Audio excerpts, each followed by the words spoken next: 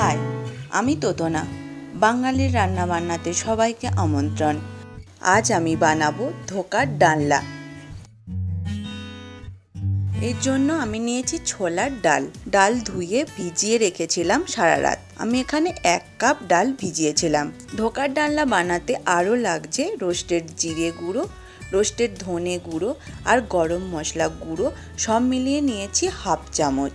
কালো জিরে সামান্য, সাদা তেল 3 চামচ, ঘি 1/2 চামচ, লঙ্কার গুঁড়ো 1 চামচ, হলুদ গুঁড়ো 1/2 চামচ, লবণ পরিমাণ মতো, আদার পেস্ট 1 চামচ, তেজপাতা 1টা, গোটা শুকনো লঙ্কা 2টো, 5 ফোড়ন সামান্য, জিরে সর্ষে আর পোস্তর পেস্ট নিয়েছি 1 চামচ, একটা টমেটো 4 ভাগ করেছি আর 3টে ছোট আলু 2 ভাগ করে নিয়েছি।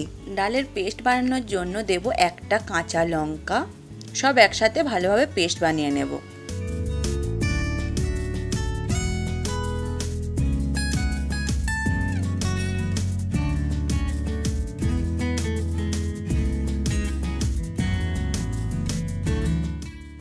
ডালের পেস্ট একটি পাত্রে ঢেলে নেব। এতে দেব গরম মশলা গুঁড়ো আর রোস্টেড ধনে জিরে গুঁড়ো, আর দেব পরিমাণ মতো লবণ, সামান্য হলুদ গুঁড়ো, আর দেব 1 চামচের 4 ভাগের 1 ভাগ আদা বাটা। বাকি আদা গ্রেভি বানানোর জন্য রেখে দেব। ডালের সাথে সব মশলা ভালো করে ফেটিয়ে নেব। ছোলার ডাল যদি শিলে বেটে ধোকা বানানো হয় সেক্ষেত্রে এইভাবে অনেকক্ষণ ফেটাতে হয়, তা না হলে ধোকা নরম হবে না। আমি যেহেতু মিক্সিতে পেস্ট বানিয়েছি, বেশি ফেটানোর দরকার হবে না। ধোকা বানানোর জন্য কড়াই গরম করে নিয়েছি। এতে দেব 1/2 চামচ তেল। তেলে দেব কালো জিরে আর পেস্ট বানানো ছোলার ডাল।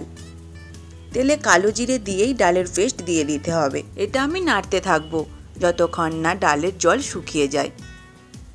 এটা বানাতে বেশি সময় লাগে না।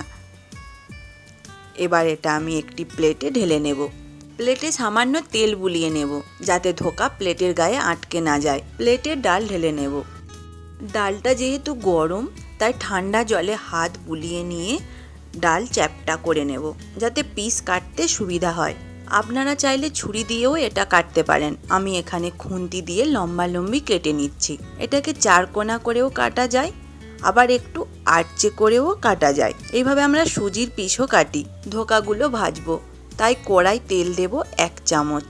এতে 1 করে ধোকা দিয়ে দেব। 1 পিঠ হয়ে গেছে, এগুলো উল্টে দেব। 2 পিঠই লালচে করে ভাজবো।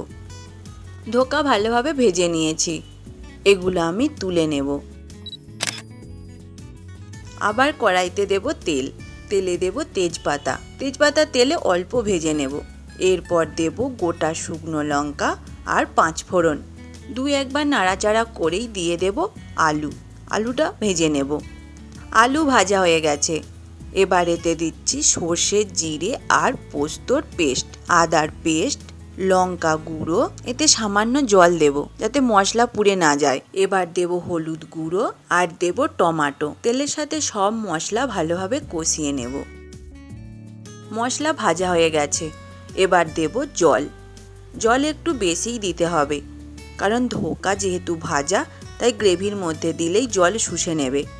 এবার দিচ্ছি লবণ। লবণটা গ্রেভির সাথে মিশিয়ে নেব। এটা ঢাকা দিয়ে হতে দেব 5 মিনিট। 5 মিনিট পর ধোকাগুলো গ্রেভির মধ্যে দিয়ে দেব আর আলুগুলো উল্টে দেব। আবার এটা ঢাকা দিয়ে হতে দেব 10 মিনিট। 10 মিনিট পর ঢাকা খুলে নেব। এতে দেব ঘি। ঘি দেবার পর এটা হতে দেব 1 মিনিট। তৈরি ধোকার ডালনা।